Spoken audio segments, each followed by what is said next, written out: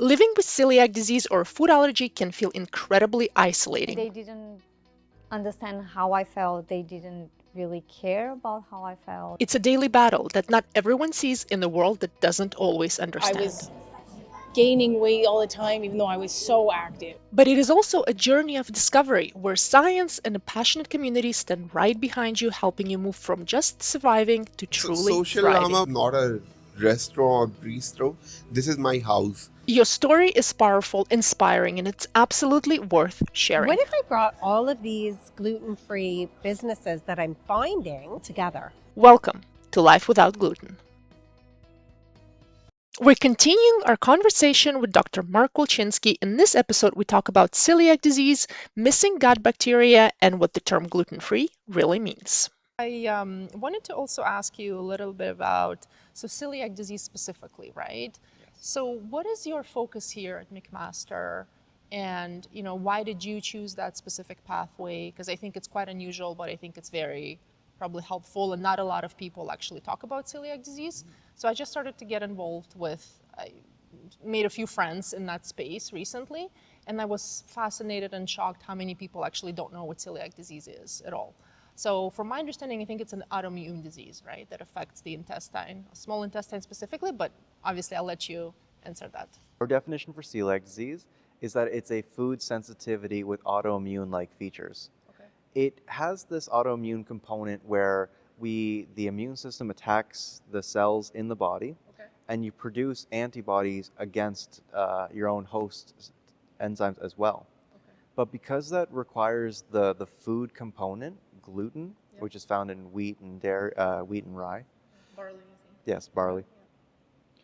Because gluten is a dietary driver, mm-hmm, that's why we don't consider it an autoimmune disease. Because if you completely removed it, okay, then the immune activation would slowly stop. Okay. Okay. So you don't consider the celiac disease an autoimmune disease? Is that what you're saying? We kind of cheat around that, where we say, okay, it has autoimmune-like features. Okay, interesting. Is that the actual, I wonder, is it the actual definition? Because I've heard, again, from my limited knowledge, that it is considered an autoimmune disease, but it sounds like it's... We personally like to classify it as then the food sensitivity, which does have the autoimmune features. Okay. There are some attempts to recategorize it as an immunological disease. So right now, so many people are tied into the idea that when you eat gluten, yeah, it causes damage to the small intestinal lining. Right. But that isn't the case for everyone. Okay. And so by defining it by having an intestinal enteropathy, that's putting it into a box. I see. And that box can limit and restrict. I see. So it does have these immune features, and there's an effort to redefine the diagnosis by immune activation instead of by looking at damage in the small intestine. I see. Okay. Do you have anybody with celiac in your family, or? No, actually. Besides, a cousin and some friends that I've met afterwards, mm-hmm, really, it was something that I wasn't aware of how many people had celiac disease until after I started looking for it, right? Because people kind of keep it to themselves, they keep it close to their chest. Not a lot of people are really proud to say, I have celiac disease, right, because there's so much kind of stigma from pop culture that the gluten-free diet is just a fad, right, that it's just a choice. And there were so many jokes, I think, a few years ago in TV shows that people have a bit of trauma and shame about it. Yes. But no, celiac disease, it's a real condition, it's a real disease, it's something that we need to care about. But people don't talk about it enough. I know. So Mark, you co-authored a study of celiac disease and fiber metabolism, suggesting that people with celiac disease have an impaired ability to metabolize certain fibers due to missing beneficial bacteria. We know that people with celiac disease have a damaged gut, I guess you can say, small intestine in particular. Does this mean that they cannot digest some fibers because they are missing the good bacteria? And if so, are some fibers actually better at helping gut healing than others? Yes. So that's a tricky answer, because it is the entire focus of my PhD, where when I came to McMaster and I began researching, I thought that patients who are on a gluten-free diet, who had been kind of fiber deprived for years. I thought that they would have naturally lost the fiber degrading bacteria in their gut. And so this came to the idea of, if we give them more fiber, would we actually be helping them or hurting them? And the most shocking result was that both before and after diagnosis, these fiber degrading bacteria were already missing. So it wasn't actually being caused by the low fiber gluten-free diet like I had hypothesized. It was caused by the inflammation in the small intestine that was already shaping and causing this change. So there have been studies that have showed that the bacteria in celiac disease are altered even before the inflammation starts, and that's likely due to minor environmental or genetic determinants. But that helps predispose the intestines to developing celiac disease in the first place, because you're carrying these bacteria that maybe have a slight impairment in these protective pathways, and instead they have this activation of the more detrimental pathways. Okay, interesting. Would you say that it's fully genetic or partially genetic, like for someone to have a celiac disease? Like, how would you classify it? The genetics are required, but they're not sufficient, because 30 to 40% of all people have the celiac risk genes. Okay, But- like in general? Yep, in the general population. So if we polled 40 or 100 Canadians, 30 to 40 of them would have HLA-DQ2 or DQ8. Okay. But only 1% of people actually have celiac disease. Okay. So that means there's a huge environmental component that's leading to triggering the disease in only a small subset of people. Okay, interesting. And so when you say, can you give me again an example of what could be the trigger, like in terms of the environmental? So there have been a lot of triggers that have been investigated, things like infections or taking antibiotics, because those upset the immune system. The infections like reovirus specifically is really common in children, and then it's followed by development of celiac disease or food allergy.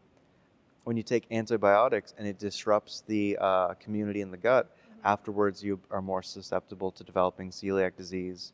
And even things like the food additives and the silicon dioxide. If it can just cause a minor aggravation to the gut and to the microbiota, leading to celiac disease to be triggered. Oh, interesting. That's so interesting. And do you see, so with celiac patients specifically, are they sort of all over the spectrum in terms of age? Like, do you see prevalence maybe in, I don't know, 40s to 60s, or like 20s to 40s, or something like that? Or no, that doesn't work like that? No, that's a really interesting question, because celiac disease used to be considered a pediatric condition. It was generally identified during early life because you would see these effects on growth, delays in puberty, delays in height, anemia. But since celiac disease is never cured, all those children grow up to be adults with celiac disease.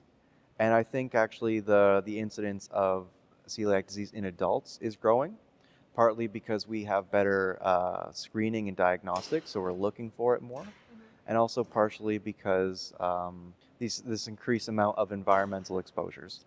So it's more common to see celiac disease in adulthood now, especially. And we're seeing a trend where people, once they've been diagnosed and are going onto the gluten-free diet, they're actually gaining a lot of weight rapidly. Oh, interesting. And this is partly because since the intestines heal and you're absorbing those nutrients, your body is able to use them better. But then also the gluten-free diet now typically has so much additives, fats, and sugars to make it tastier and feel better, that obesity and overweight is becoming an issue when you've been diagnosed with celiac disease. And that's something that requires new management strategies going forward. Wow, I didn't even think about that. So basically that means once the intestine heals, then it can start absorbing all those nutrients again, and then that would make sense that, person potentially would gain weight. That's so interesting. I never thought about that. Exactly. And especially because celiac disease is associated so strongly with malnourishment and being underweight. But recent trends, we're seeing the opposite, and we need to be mindful of how that affects the treatment and the prognosis as well. Do you see that so you mentioned, I know there is a rise with adults specifically, right, being diagnosed with celiac disease. Is it because they've lived with it for so long and they just haven't kind of figured it out up until whatever the age they are, or not necessarily? It could have just been triggered again, as you mentioned, by some environmental factors. It could be both. Actually, I think in adults, I think that there is an average of 10 years of delay to diagnosis. Because the symptoms of celiac disease are so nonspecific and gluten is so ubiquitous in life, and as you mentioned, it's a bit underrepresented in the clinician. So if you're an adult going around and experiencing these general symptoms of fatigue, anemia, headaches, the clinician, your general practitioner, your doctor, they might not suspect celiac disease, and they might work you through every other possible diagnosis beforehand. And so you have a long delay in diagnosis. Some adults are able to manage it or deal with it on their own. But it's really that combination of it can trigger later in life and develop kind of after some sort of pro-inflammatory event like an infection, microbial change. But you can also be living with it for a long time before you get diagnosed. Diagnosis, yeah. And do you see that because when you, let's say, when somebody does have celiac disease and they are diagnosed later in life, as soon as they remove gluten, I would imagine, of course, their symptoms would, either disappear or would become better. But is that actually the case? No, that's not, and that's one of my favorite misconceptions with it. And it's because the symptoms, they stay on for weeks to months afterwards because of the immune system. So even though you've removed the dietary driver, gluten, you still have these activated immune cells in the body that are going around and looking for it. So the symptoms can persist for quite a while. And even then, a lot of it is thought to be due to cross-contamination. Because even though you've stopped eating, you're not eating a full slice of bread anymore, but you're still getting minor gluten contamination, either inadvertently or through not knowing. So something actually really important about the gluten-free label and gluten-free cookies is that the term gluten-free is just a concentration. It doesn't actually mean that it's gluten-free for sure. So in order for something to be considered gluten-free, it needs to have less than 20 parts per million of gluten in the whole cookie. But that's assuming you only eat one cookie. Like most people, I'm going to eat the entire sleeve of cookies, or if not, the entire box. And then that amount, those trace amounts of gluten, they add up. And so even though it might be only 10 parts per million in one cookie, you eat 10, 20, 30, 40, 50, 60, 70, 100 milligrams of gluten, and you have a gluten exposure from gluten-free cookies. So that's something that I don't think people are really aware of. And then, so what happens then? So if that, in that case, so the person would get sick, I would imagine, right? Like they would get sick. You'd start to experience some symptoms like nausea, maybe some altered motility. The immediate responses are your body trying to get rid of it for you. So when you start throwing up, that's because the body has kind of detected that something's wrong and is trying to get rid of it as much as possible. And that's also why diarrhea occurs, because the body is trying to wash out everything from the distal end of the GI tract. Okay, well, interesting. And then, so that's why it's so important, right? I think for celiacs not to get cross-contaminated, right? I think it's yeah, right? Because I hear it all the time. So for example, like with my son who has an actual wheat allergy, he has several, but one of them is wheat. So whenever something necessarily touches, so if it's on the same board, he won't maybe react, immediately. So it's not like anaphylaxis type of reaction, right? Where it sounds like if there was a celiac person, right, and there was a cross-contamination with wheat or whatnot, like they would be pretty sick. So. Yes, yeah. And that's an interesting point about the difference between wheat allergy and celiac disease, because you can have both. Oh, okay.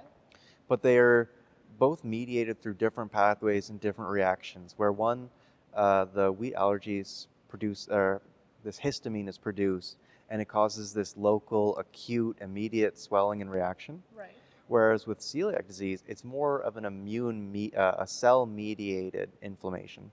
So you actually have these cells that circulate around, and they look for cells that are distressed and that are already expressing markers of, hey, I'm not doing so well. And they go and they target these cells, and they cause them to turn over and die, which leads to the damage in the small intestine. Oh, interesting. I didn't think about it that way. Okay. Thank you for sharing that. This was such an interesting conversation that I wanted to see where some of his research actually happens, so Dr. Mark took me behind the scenes at McMaster where they conduct testing for celiac disease. Wow. Okay. Very nice. Very large. And so here we're set up for a lot of the different assays and equipment that we use. Some of the most important pieces of equipment are right here, this anaerobic chamber, which allows us to grow bacteria in an anaerobic environment, which is like the gut. Most of the gut is completely devoid of oxygen. So even though it connects from the mouth to down south, the bacteria need to be able to grow in an environment without any oxygen. Oh, wow. Okay. I'm like so excited. I think I'm going to learn a lot today. I Yeah. had no idea.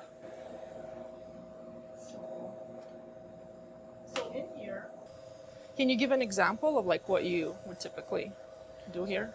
So in here, we enter in through these sleeves so that we protect the samples from us and the oxygen.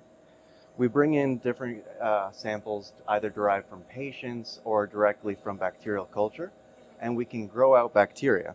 So for instance, those plates that you can see there, somebody divided them up and prepared them for culturing bacteria, and we're either going to analyze the functional properties of those bacteria or even prepare them for different assays to see, for instance, can they break down proteins like gluten and in a way that would reduce the immunogenicity.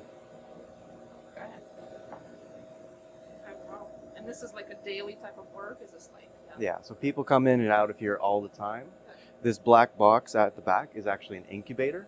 So that holds all the samples at 37 degrees. And we come back the next day, maybe 2 days later, to check out the growth. And then we can do our next applications. How do you get the samples?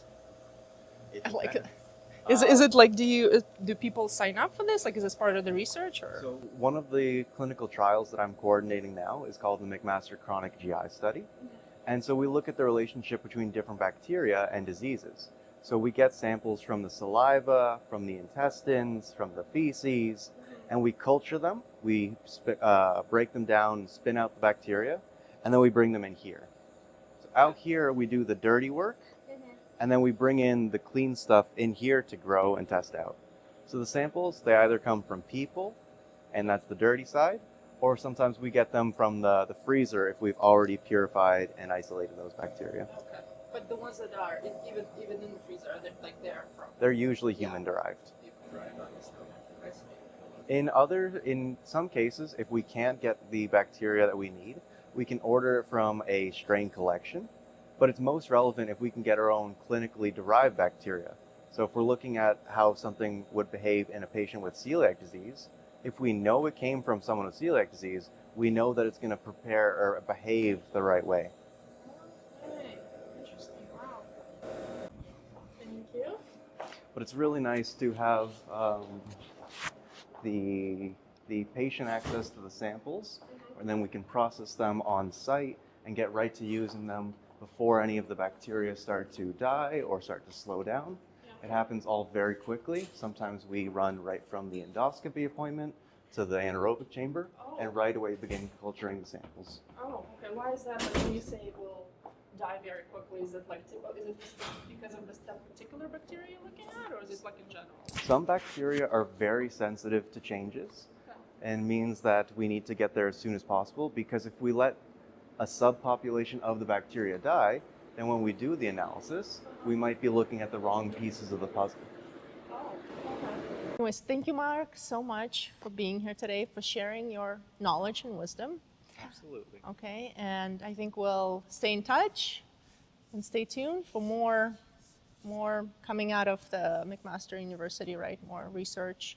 There will always be more research, more updates. It won't always take 6 years for it to come out, but there'll be something new to hear about next year and the year after that. Perfect, yeah. Thank you. As I always like to say, Yeah. teamwork makes the dream work. Okay. Huge thank you to Dr. Mark. Make sure to tune in for our next episode with Jadid, who is a registered dietitian and has celiac disease herself. We'll talk about silent deficiencies, hidden gluten, and a Mediterranean diet. I'll see you then. So unlike wheat flour, Gluten-free flours, they're usually made up of starches, white refined flours like rice flour. They're not as nutritious, but on top of that, they're not mandated, according to the Canadian food laws, to be fortified.